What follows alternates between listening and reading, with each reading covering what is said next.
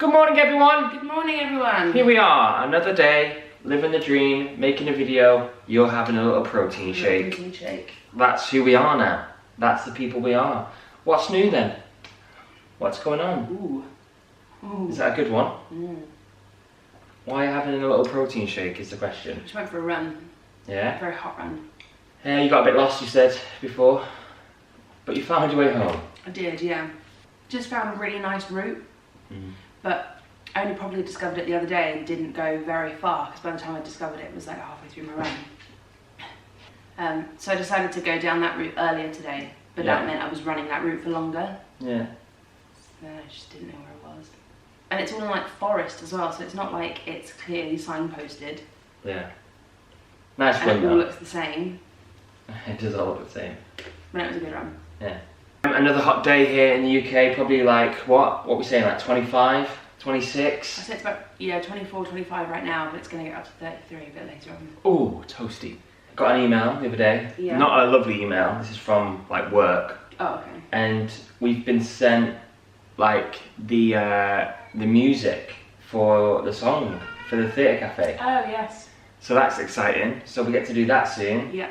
And record that, which is a bit of theatre news, bit of something exciting to look forward to. So me personally, I best start learning the song. Yeah, I know the song quite well. Yeah, I don't. So I will learn it, maybe today, but that's exciting. Yeah. Right, on to the lovely emails. First port of call, someone's been a legend. Someone called Eniko Axford. And why they're a legend is because they've made a spotlight playlist of Ollie's Lovely Good Morning, is called. And it's all the Song segment. song segment songs. And so they've made a little playlist. So I'll put the playlist in the little description, and you can have a little, if you missed the videos, you might go, what's everyone talking about? I've got a little playlist being made by Eniko. So thanks so much. So I couldn't think of one singular topic today. So we're doing a bit of a mix, a pick and mix again. A little, what do we, a little, hey, what are you saying? Okay. That's the thing, when there's so many lovely emails, you've got to answer more than just one at a time sometimes. So here they are, some lovely emails. The first question, show programs, it says. And Amelia Preston, they've said, I was wondering when you're in a show if you decide what gets written about you in a program.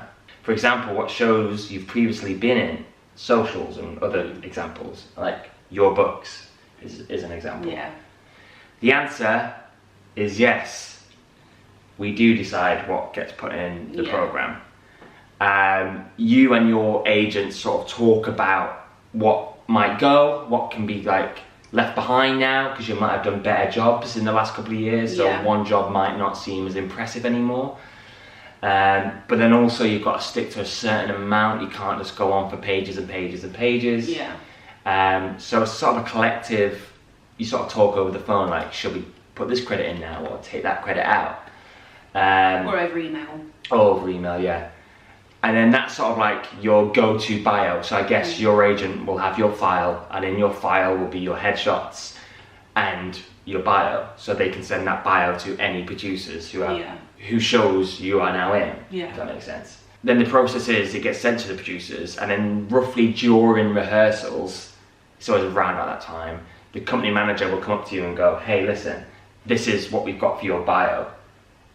If it's okay, tick it. And if it's not, like underline any spelling mistakes, because there's always a spelling mistake, which is really weird. There's always something spelt wrong. You're like, how is that spelt wrong? And anything you want to add, anything you want to get rid of. And sometimes they'll say, we're allowing social media handles at the end, because there are some shows who don't want that in their programs. Yeah. But sometimes the company manager will say, if we want to put your social media handles at the end of your bio, then you're more than welcome to do that. So yeah, we do decide.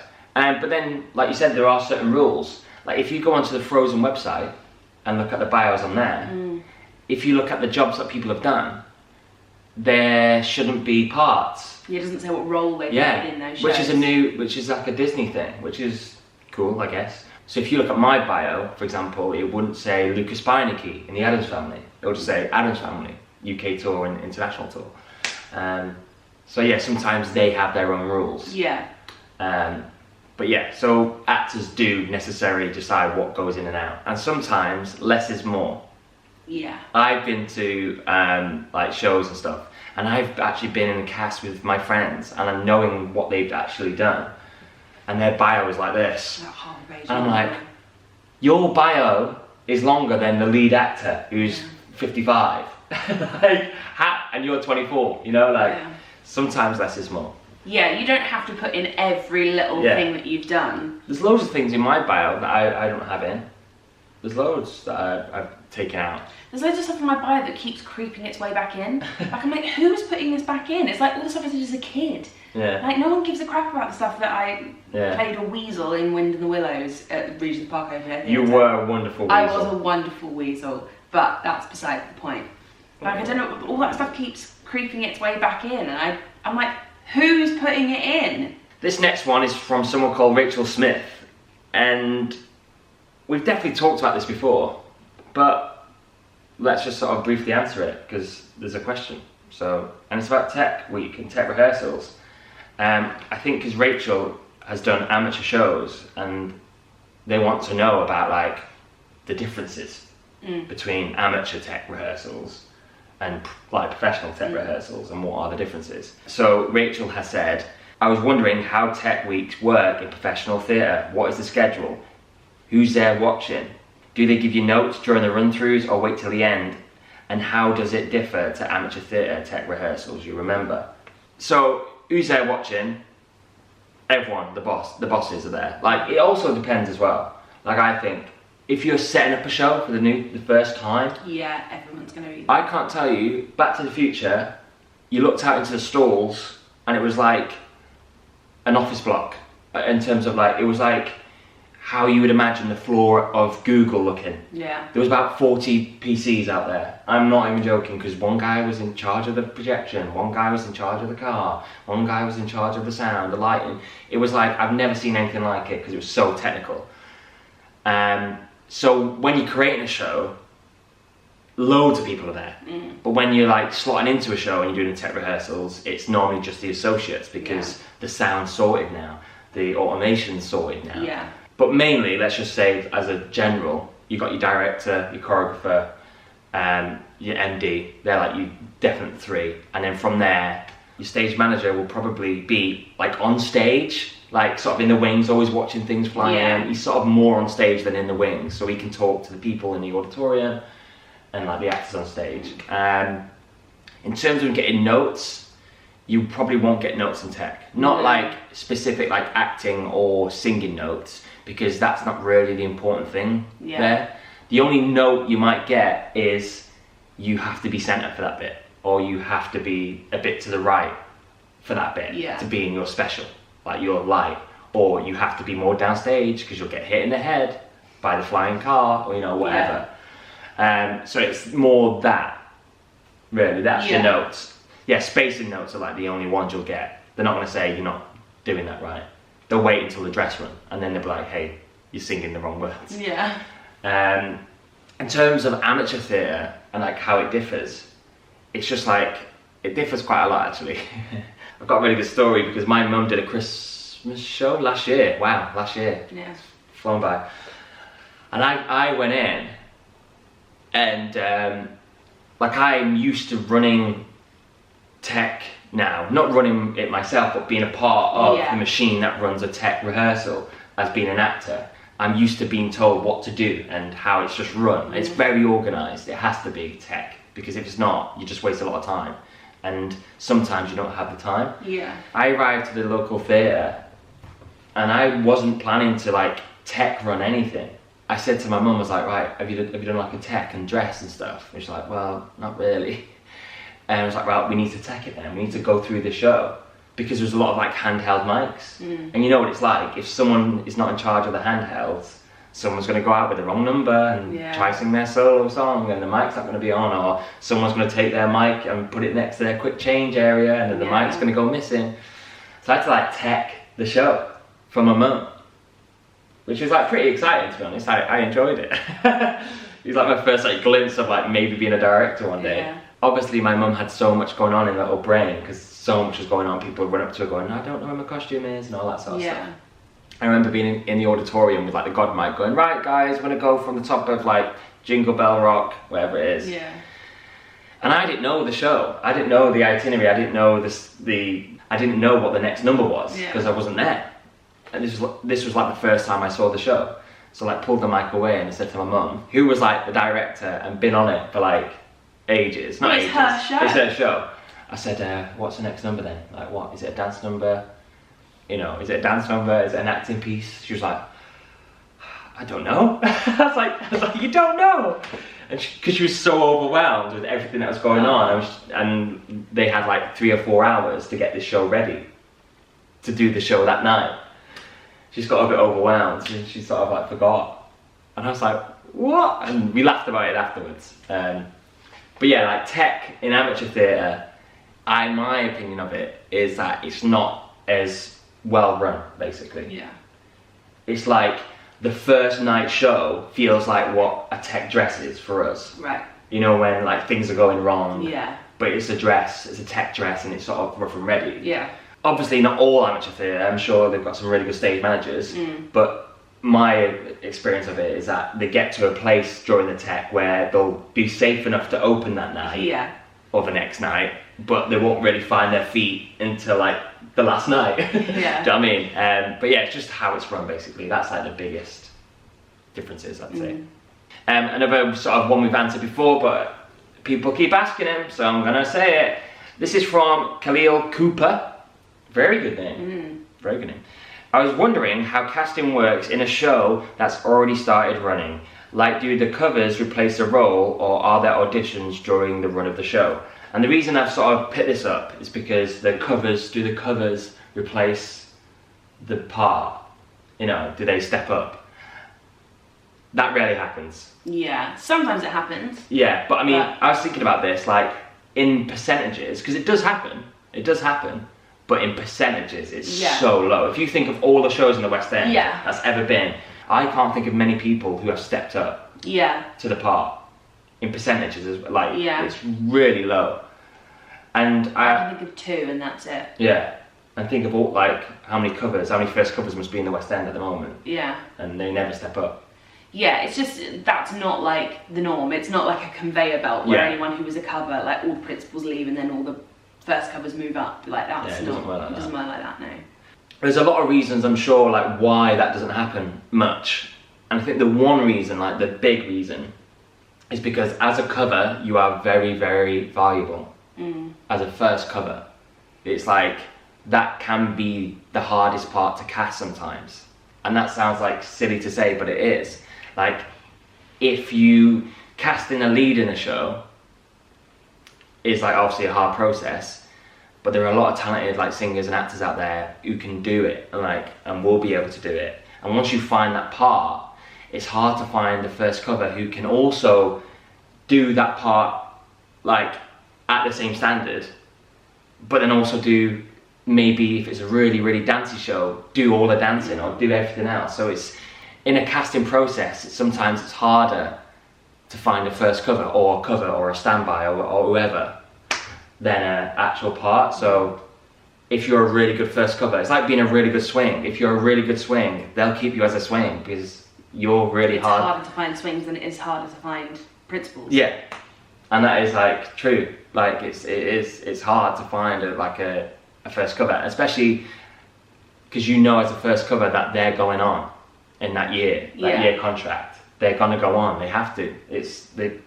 Your lead actress or actor is gonna have holiday and potentially might be sick. So that's probably the main reason. But yeah, it's very rare. It's very rare that it ever happens. Final one of today, and this is from someone called Francis Grease.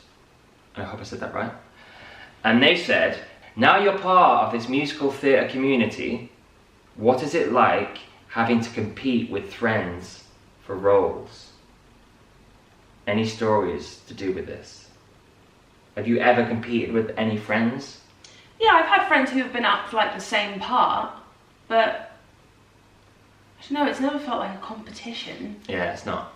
Yeah, it's not really a competition. No, because I'm like, you always want to see your friends succeed. I don't know, it's never felt like a competition.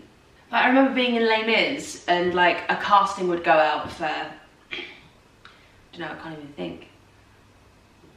I remember there was a workshop that a bunch of us auditioned for. And there were literally like 10 girls all up for the workshop, and obviously there were only 2 female parts in it. And I remember all of us just being like, oh my god, I need help with it, like, should we all go to the MD tomorrow and ask, like, we were all sort of like helping each other out. I don't ever remember it being like a competition. Yeah, I think it's very rare, or it doesn't really happen really. It doesn't really, no one really competes. I think within the industry, people know how hard it is. Do you know what I mean? People know how hard it is to get a job or to succeed or be lucky enough to land a really big contract.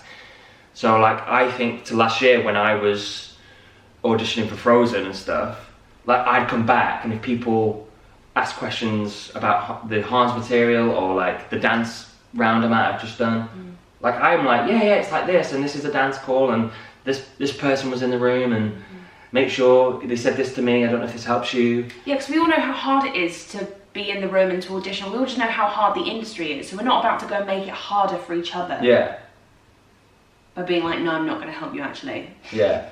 From the outside, you might think people really are like, it might be just the, you know, the Glee complex. Do you know what I mean? When it's like really like, the, you know, High School Musical. Yeah, well, so this is the thing. I think we've said this before in a video, where when you're in high school, the vibe is just completely different because everyone wants to be a principal when you're in high school. Like, no one wants to play the fourth tree from the left. Like, no one wants to be in the ensemble. Everyone wants to be Danny or Sandy. Exactly. Everyone wants to be the lead part because they know their mum and dad's going to come and see it, and you know what I mean? Like, everyone wants to play a lead part, even if acting's not their thing. Yeah. Whereas the actual industry just isn't like that. Like, there are people who want to audition and just be in the ensemble. There are people who want to be swings because they love that challenge. There are people who want to play principals because they know they could never be a swing. That competition just isn't the same in the actual industry because not everyone is competing. Yeah. I'm guessing there's probably people out there in the professional world who are like that, who are very much like, no, I'm not going to tell you, you know, I'm not going to give you any advice, do it yourself sort of thing. And they probably are, which sucks. But I think we all know, like, no matter what I say to my friend about, hey, listen, like, make sure you sing this song, or make sure you don't sing that song, or make sure you, like, whatever happens in the room, happens in the room. Like, I could give you all the advice in the world, but if you go in and you're not right for that part, or you're not, you know, you don't do a good job that day, that's out of my hands, that's out of everyone's hands. Yeah, there's only so much that you can actually influence, but when it comes down to being in the room, it's literally just you in the room. Yeah. And there's nothing anyone else can do to help you, so. Yeah.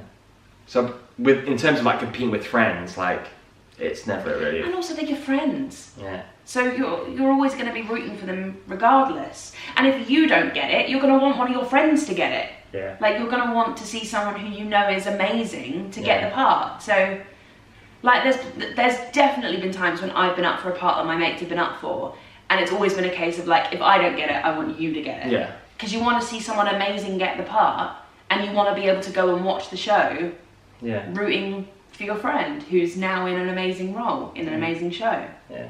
Well, that's that then, really. Yeah.